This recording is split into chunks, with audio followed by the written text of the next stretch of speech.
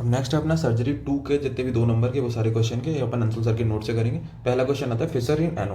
तो फिशर का मतलब क्या होता है, जब भी ब्रेक होगा continuity of anal canal, it is the most painful condition affecting the anal reason. ठीक है, ब्रीच हो रहा है कंटिन्यूटी में एनल कैनाल की, मोस्ट पेनफुल कंडीशन है, यंग पेशेंट में मिलती है। इसके फैक्टर किससे याद करने, फिशर से। फीसेस हार्ड रहेंगे, ischaemia, surgical procedure, sphincter hypertonia, underlying disease, repeated child birth और एंथुसियास्टिक यूसेज ऑफ ऑइंटमेंट। तो ये सारे उसके प्रेसिपिटेट फैक्टर जो है मतलब उसको आगे मतलब करा सकते हैं। ठीक है, क्लिनिकल फीचर में severe pain, severe constipation, stools is hard. ठीक है, ट्रीटमेंट में लैक्सेटिव, ऑपरेटिव, लाइफस्टाइल मैनेजमेंट। ठीक है, तो ये सारा जो है फिशर इन एनो। फिर नेक्स्ट आता है क्या, हाइपोस्पेडियोसिस। तो it is the most common urogenital anomaly, जो कि यूरेथ्रल की ओपनिंग है वो वेंट्रली प्लेस्ड हो जाती है। एंटीरियर में कौन सा आता है, ग्लैंडुलर कोरोनल, मिडिल में आता है डिस्टल पेनाइल मिडशाफ्ट, पोस्टर में आता है प्रॉक्सिमल पेनाइल और पीनोस्क्रोटल या फिर पेरिनियल बोलते हैं उसको। ठीक है, फिर मैनेजमेंट में क्या करते हैं, सीक्वेंस में करते हैं ऑर्थोप्लास्टी, यूरेथ्रोप्लास्टी, गैल्लोप्लास्टी। ठीक है, ये देख लेना 5 में भी आ सकता है। फिर आता है amoebic liver abscess, Entamoeba histolytica, फ्लेक्स से पल्सर उसमें मिलता है। ठीक है, अपन को सीकम में। और patient is less toxic, low chance of jaundice के चांस कम रहते हैं। ठीक है, पर क्या क्या क्लिनिकल फीचर रहेंगे, चेस्ट पेन मिल सकता है, clay coloured stool, dark urine, fever, chills, night sweat, pain in right upper quadrant और लॉस ऑफ एपेटाइट। ठीक है, ये सब मिलेगा। ट्रीटमेंट अमीबिक लीवर एब्सेस का मेट्रोनिडाजोल होता है। फिर आता है paraphimosis. Foreskin forms a constricted ring around the penis, penis के अराउंड कॉन्स्ट्रिक्शन रिंग बन जाती है, तो उसको बोलते हैं paraphimosis. Usually seen when foreskin not repositioned after inserting a Foley's catheter. Foley's catheter डालने के बाद फोरस्किन को पीछे नहीं किया तो उन केसेस से मिलती है। तो swollen oedematous foreskin and construction of penis मिलेगा अपन को। मैनेजमेंट में क्या, कंजर्वेटिव पहले ग्लिसरीन और ये सब जेली लगा के ट्राई करते हैं, पर अगर फेल हो जाता है तो अपन कौन सा प्रोसीजर करते हैं, डॉर्सल स्लिट प्रोसीजर। फिर नेक्स्ट आता है torsion testis. when the there is a rotation of testicle, rotation हो जाए टेस्टिकल का, रिस्क फैक्टर क्या क्या, testicular inversion, bell clapper testis, undescended testis या torsion of cyst of Morgagni. ठीक है, सारे risk factor clinical feature young males में स्क्रॉटल पेन और स्वेलिंग मिलती है।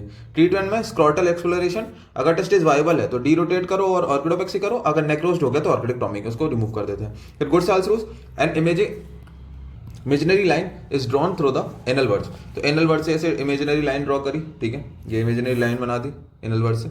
ठीक है, तो इसके एंटीरियर जो भी स्ट्रक्चर है, मतलब एंटीरियर जो भी ओपनिंग होगी वो रेडियली ओपन होगा। ठीक है, तो anal fistula with any fistula with the external opening anterior to this line straight and radial tract. तो जो इसके एंटीरियर होगी वो हमेशा रेडियल ट्रैक्ट पे जाके ऐसे खुलेगी। Any fistula with the posterior to this line curve tract that open in mid line position at 6 o'clock। तो अगर कोई भी पोस्टीरियरली से आ रही है तो वो हमेशा किस में खुलेगी, 6 o'clock पोजीशन में कहीं भी हो। ठीक है, इसका एक्सेप्शन होता है अगर 3 सेंटीमीटर ज्यादा है कहीं भी हो वो 6 o'clock पोजीशन में खुलती है। भले एंटीरियर हो, अगर 3 सेंटीमीटर ज्यादा है तो वो भी 6 o'clock पोजीशन में खुलेगी। ठीक है, तो गुड साल्स रूल। फिर आता है urethral calculi. It is the common condition that most often present with calculi located in the kidney ureter bladder. ठीक है, फिर develops when minerals is concentrated, urine crystallises and form stone. ठीक है, mineral जो है कंसंट्रेट करे और उसकी वजह मतलब कुल मिला के कुछ किडनी में जो है वो उसकी प्रॉब्लम आ रही है जिस वजह से यूरिन बहुत ज़्यादा कंसंट्रेटेड हो रही है, उस वजह से स्टोन बन रहा है। ट्रीटमेंट में स्मॉल स्टोन जो है सो मेडिकेशन देते हैं, लार्ज स्टोन में सर्जिकल प्रोसीजर करना पड़ेगा। क्लिनिकल फीचर क्या है, लो एब्डोमिनल पेन और pain during urination, frequent urination, blood in urine. ठीक है, फिर नेक्स्ट आता है रेक्टल पोलिप। तो clump of cell forms on the lining of the rectum, तो उसको क्या बोलते हैं, पॉलिप। क्लिनिकल फीचर क्या क्या मिलेंगे, rectal bleeding, change in the stool colour, bowel habits, pain, iron deficiency anaemia हो सकता है ना, ब्लड लॉस हो रहा हो जाता है तो। हाइपरप्लास्टिक, हेमाटोमेटस, इन्फ्लेमेटरी, एडिनोमेटस, इसके टाइप हो गए। फिर उसके बाद आता है क्या क्या करते हैं, सर्जरी, कीमोथेरेपी, इम्यूनोथेरेपी करते हैं। फिर आता है डिस्फेजियल डिसोरिया। तो इसमें क्या करते हैं, dysphagia secondary to extrinsic oesophageal compression by an aberrant right subclavian artery is known as dysphagia lusoria. हो क्या रहा है कि राइट सबक्लेवियन एबेरेंट ये आर्टरी है, ये कंप्रेस कर रही है अलग अलग स्ट्रक्चर को, इसोफेगस को कर रही है डिस्फेजिया है ना, ट्रेकिया को कर रहा है तो ब्रीथिंग हो जाएगी, रिकरेंट लेरिंजियल नर्व को कर रहा है तो रेस्पिरेटरी इन्फेक्शन या फिर जो हॉर्सनेस आ जाएगी बॉयज में। ठीक है, बेरियम सॉल्व डायग्नोसिस करेंगे और ट्रीटमेंट सर्जरी करेंगे। तो डिस्फेशियल ओसोरिया 2 नंबर के लिए काफी है। फिर एवरेटोस को मैंने तो मेंटल से याद किया है, तो एम से माइग्रेशन ऑफ पेन, ए से भाई एनोरेक्सिया, एन से नोजिया वोमिटिंग। ठीक है मैन।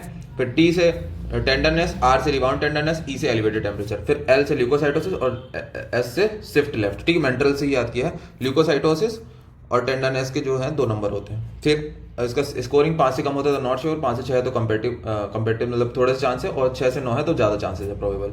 ठीक है, तो नेक्स्ट आता है अपना कमर्शियल लॉ। इसमें क्या होता है कि जब भी painless, palpable enlarge gall bladder मिले accompanied with the mild jaundice, unlikely to become by gall stone. तो गॉल स्टोन में कभी भी पाल्पेबल और इनलार्ज गॉल ब्लैडर नहीं मिलेगा। क्यों? क्योंकि स्टोन में हमेशा इन्फ्लेमेशन और फाइब्रोसिस हो जाती है, तो जिस वजह से जो गॉल ब्लैडर है वो सिकुड़ जाता है। तो कभी भी ऐसा बोले कि वर्चुअल लो बताओ तो पेनलेस पाल्पेबल गॉल ब्लैडर कभी भी अपन सेल्डम इन गॉलस्टोन, मतलब कभी भी गॉलस्टोन में नहीं मिलता है। ठीक है, उसका रीजन बता दिया कि गॉलस्टोन में इन्फ्लेमेशन होता है तो फाइब्रोसिस हो जाती है, तो वो सिकुड़ जाता है गॉलस्टोन।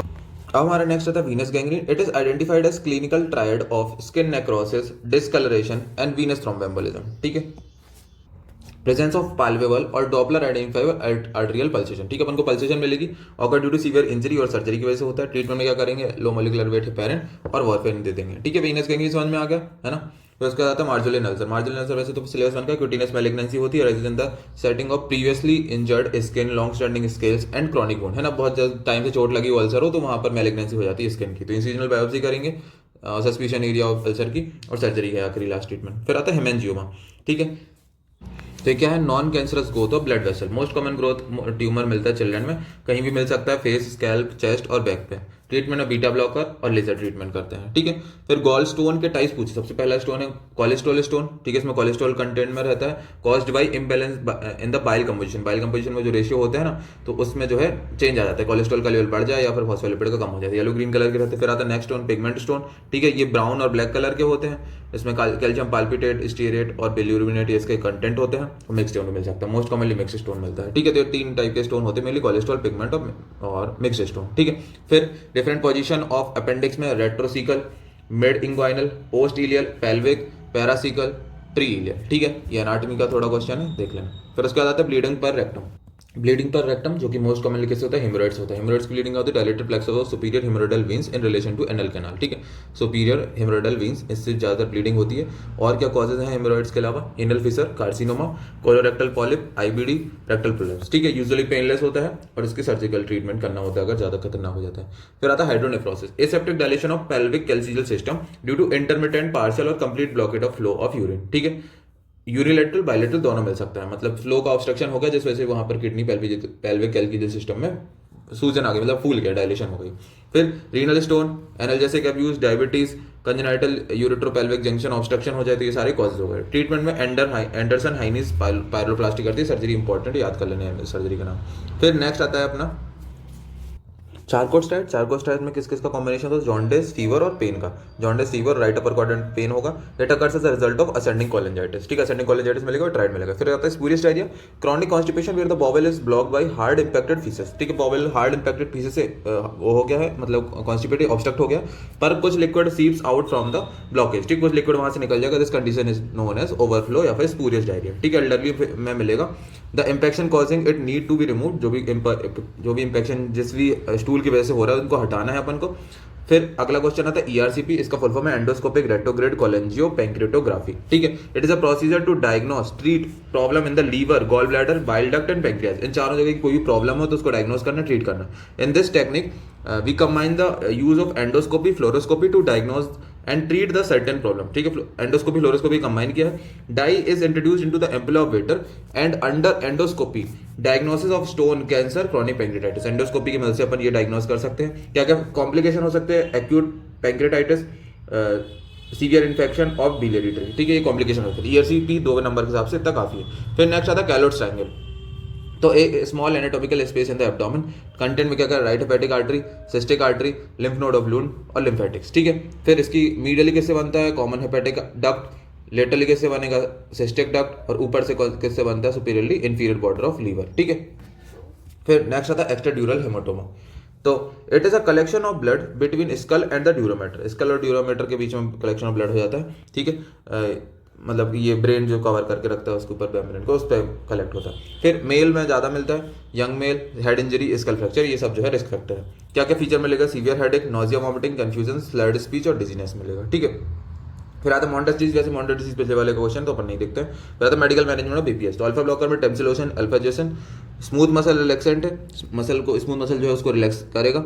ठीक है, फिर उसके बाद कोई कॉन्सेप्ट ऑफ एक्शन है, डायनेमिक कंपोनेंट पे एक्ट करता है। ठीक है, और इसका साइड इफेक्ट क्या है? Postal hypertension. फिर से देखते हैं, टेम्सिलोशन और अल्फाजेसन है, स्मूथ मसल टोन को कम करता है, कोई कॉन्सेप्ट ऑफ एक्शन है और एक्ट्स ऑन डायनेमिक कंपोनेंट पे एक्ट करता है, और पोस्टल हाइपरटेंशन इसका साइड इफेक्ट है। फिर आता है 5 alpha reductase inhibitor, finasteride, dutasteride, slow onset of action है, स्टैटिक कंपोनेंट पे एक्ट करता है। ठीक है, नेक्स्ट आता है क्लेफ्ट लिप, ओपनिंग और split in the upper lip and roof of the mouth और बोथ, तो उसको क्या बोलते हैं cleft lip. Most common birth defect होता है।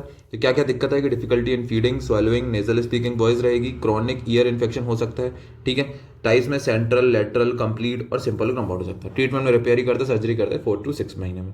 फिर उसका आता है Barrett's disease. It is a metaplasia of squamous to columnar epithelium, ठीक है। Seen in patient with long term GERD, जिसमें लॉन्ग टर्म जड़ रहता है। होता क्या है कि बार बार रिपीटेड रिफ्लक्स होने के कारण जो ईसोफेगो गैस्ट्रिक जंक्शन है वो ऊपर की तरफ शिफ्ट हो जाता है और उससे और भी गैस्ट्रिक रिफ्लक्स होता है। तो फिर क्या हो जाएगा, मेटाप्लेजिया हो जाएगा मिडल एंड लोअर ईसोफेगस में, ठीक है। पैथोलॉजिकल टाइप में गैस्ट्रिक इंटेस्टाइनल जंक्शनल टाइप होता है। Risk factor smoking, reflux due to previous gastric surgery और हाई ग्रेड डिस्प्लेसिया, तो ये सब रिस्क फैक्टर है।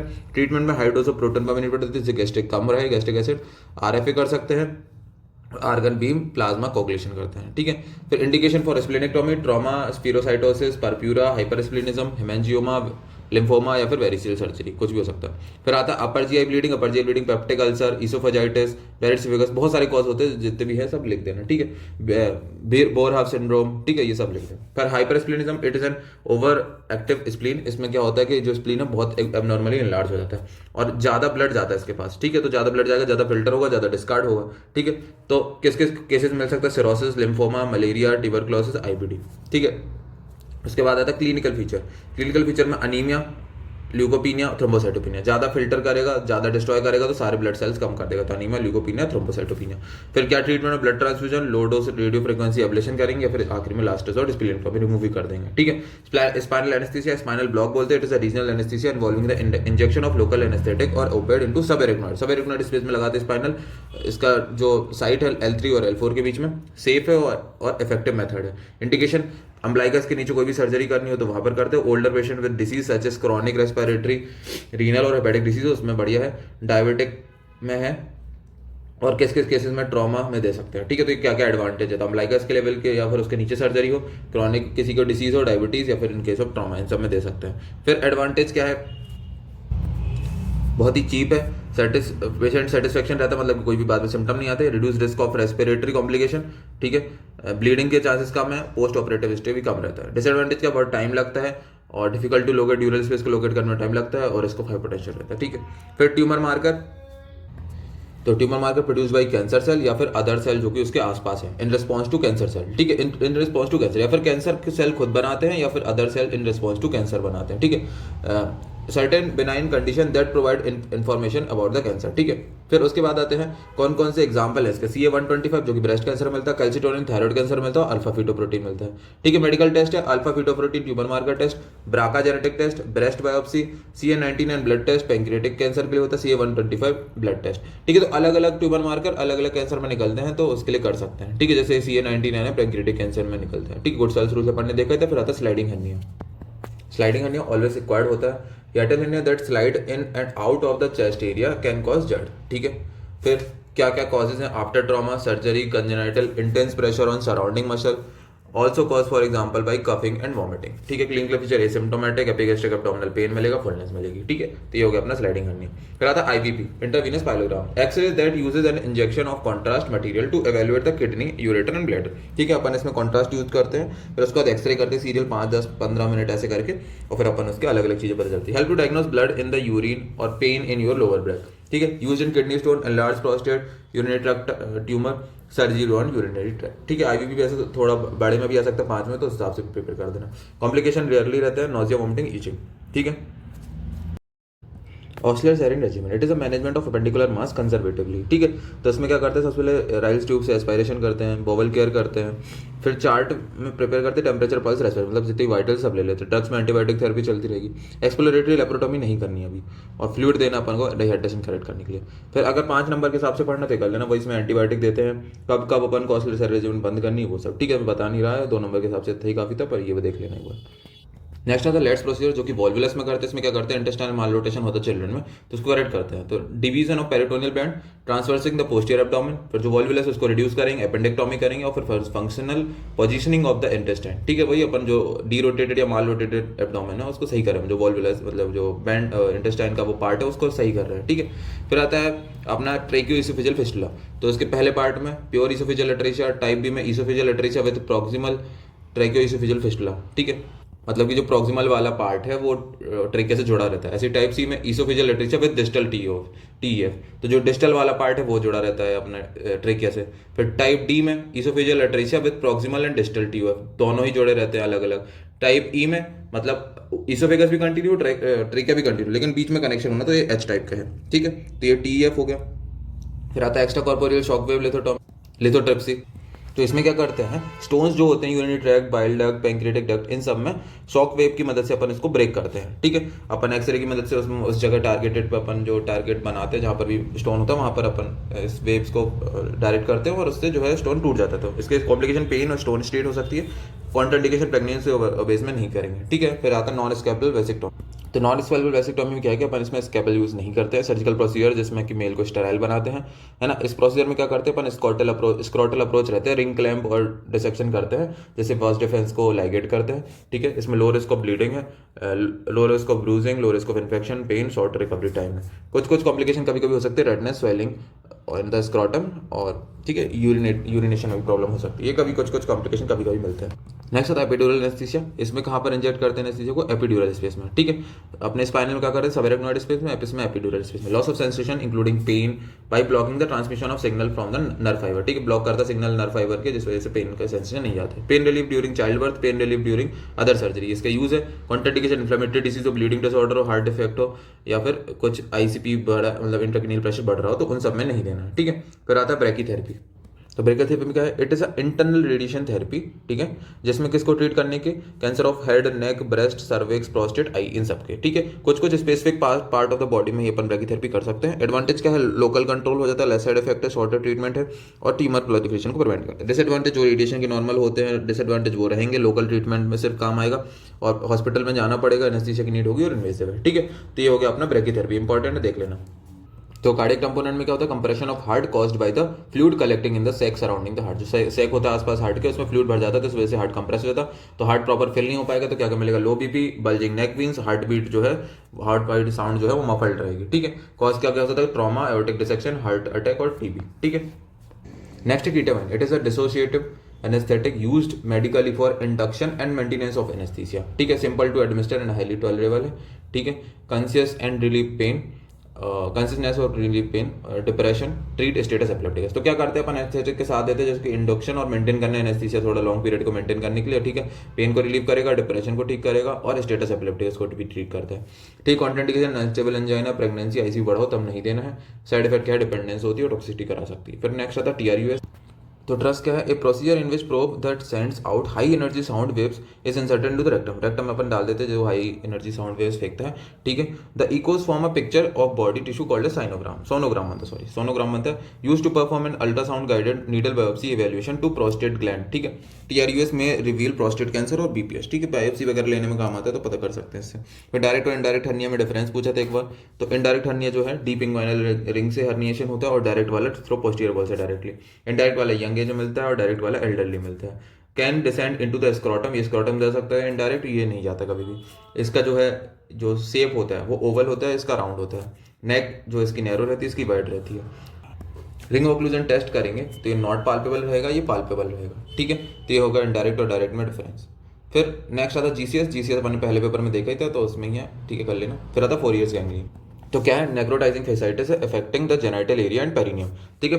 फ्लैश हीटिंग डिसीज या फिर लाइट थ्रेटिंग बैक्टीरियल इन्फेक्शन होता है, जो कि सॉफ्ट टिश्यू होता है जो स्किन के नीचे पेरिनियम एरिया में, वहां पर इन्फेक्ट करता है। क्या करेगा, skin wound, bacterial, viral, fungal infection, ये सब इसके कॉजेज हैं। Sign and symptom, severe pain, erythema, swelling, crepitus और पाल्पेशन, बुला एंड अल्सर, ठीक है। गैंग्रीन जो हार्ड, ड्राई, टेक्सचर्ड स्किन रहेगी उसमें। ट्रीटमेंट में क्या करते हैं, surgical debridement of necrotic tissue, जो भी डेड टिश्यू काला पड़ गया उसको रिमूव करना होता है, और ब्रॉड स्पेक्ट्रम आईवी एंटीबायोटिक देनी होती है, ठीक है। फिर आते हैं कोलोनोस्कोपी के क्या क्या indication, colorectal cancer screening, bleeding, constipation, या फिर इन्फ्लेमेटरी बाउल डिसीज के एवोल्यूशन की, तो सब में कोलोनोस्कोपी करते हैं। फिर आता है डीआरई।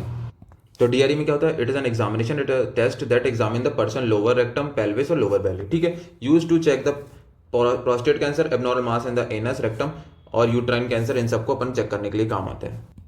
और ये इसकी अप्रोच है, कैसे अपन इसको करते हैं। सी स्पाइन से consent and condition, skin, palpation, internal organ, neoplasia and end of examination care, ठीक है। प्लियोमॉर्फिक एडिनोमा पिछले वाले पेपर से था, तो इसमें नहीं देखते हैं। फिर आते हैं एमआरसी पे। तो एमआरसीपी में क्या होता है, मैग्नेटिक रेजोनेंस कोलेंजियोपेंक्रेटोग्राफी बोलते हैं। स्पेशल टाइप ऑफ एमआरआई जिसमें डिटेल इमेजिंग मिलती है किसकी, हेपेटोबिलियरी पैंक्रियाटिक सिस्टम की, ठीक है, जैसे liver, gall bladder, bile duct, pancreas, pancreatic, इन सबकी जो है अपन को इमेजिंग मिलेगी। 10 से 15 मिनट लगते हैं, non invasive non painful technique होती है, ठीक है। Examine disease of liver, gall bladder, bile duct, pancreas, pancreatic duct, ठीक है। Help to diagnose unexplained abdominal pain. तो एमआरसीपी 2 नंबर के लिए इतना काफ़ी है, ठीक है। फिर तो टेस्टिकुलर मास के पेशेंट को कैसे असेसमेंट करते हैं, तो यूएसजी करेंगे, ठीक है, और डॉपलर करेंगे, ठीक है, यूएसजी विद कलर डॉपलर, तो उससे पता चल जाएगा कि हाइड्रोसील है, स्पर्मेटोसील है, वेरिकोसील। और कौन से टेस्ट कर सकते हैं, transillumination, physical examination, urine test, blood test, CT scan कर सकते हैं, ठीक है। रप्चर ऑफ स्प्लीन का कैसे मैनेजमेंट करते हैं, सबसे एग्जामिनेशन में करेंगे, इन्वेस्टिगेशन में फिजिकल एग्जामिनेशन, ब्लड टेस्ट और सीटी स्कैन करेंगे, ठीक है। ट्रीटमेंट में रिपेयरिंग द सर्जरी, ठीक है, जो भी अपना वो स्प्लीन है उसको सर्जरी से रिपेयर करते हैं, ठीक है। फिर आता है एब्डोमिनल कंपार्टमेंट सिंड्रोम। तो एब्डोमिनल कंपार्टमेंट सिंड्रोम का जब एब्डोमिनल प्रेशर, जो कंपार्टमेंट का प्रेशर है 20 mm/Hg से बढ़ जाता है, मल्टी ऑर्गन डिसफंक्शन हो जाती है, प्राइमरी सेकेंडरी रिकरेंट कैसे भी हो सकता है, सेप्सिस और सीवियर एब्डोमिनल ट्रॉमा इसका कॉज है। क्लिनिकल फीचर क्या, स्वेल एंड टाइट बेली मिलेगी, एब्डोमिनल पेन होगा, difficulty in breathing, hypotension, low urine output रहेगा, ठीक है, और उसमें ऑपरेटिव डिकम्प्रेशन ही करना होता है, ठीक है। तो ये होगा अपना एब्डोमिनल कंपार्टमेंट सिंड्रोम। फिर आता है नेफ्रेक्टोमी के क्या क्या इंडिकेशन है, सीवियर ट्रॉमा हो गया, रीनल इन्फेक्शन हो गया हो, malignancy, stone and obstruction, renal fistula, renal vascular hypertension और ट्रांसप्लांटेशन, ये है नेफ्रेक्टोमी कि आपका अपनी किडनी निकालेंगे। Complication of per urethral catheterisation, urethral trauma, haematuria, structure formation, UTI, cystolithiasis, nephrolithiasis, septicaemia और बैक्टीरिया, ठीक है। तो ये सारे उसके कॉम्प्लिकेशन है। फिर उसके आता है कि एक्यूट पैंक्रेटाइटिस के क्या कॉज है और क्या इन्वेस्टिगेशन है। तो कॉज में इडियोपैथिक, गॉलस्टोन, इथेनॉल ट्रॉमा, ठीक है। Steroid use, mumps, autoimmune, scorpion bite, hypercalcaemia, ERCP drugs, तो ये ट्रिक से याद कर लेना, ठीक है। I get smashed. फिर उसके बाद इन्वेस्टिगेशन में सीरम अमाइलेज, डब्ल्यूबीसी ज़्यादा, ब्लड यूरिया मिलेगा ज़्यादा, फिर उसके बाद सीरम एल्बुमिन, एलडीएच का लेवल भी बढ़ जाएगा, सीरम कैल्शियम, तो ये सब है इन्वेस्टिगेशन करेंगे अपने वो कॉजेज, ठीक है। तो ये था अपने 2 नंबर के सारे लगभग सारे कवर कर दिए, थैंक यू।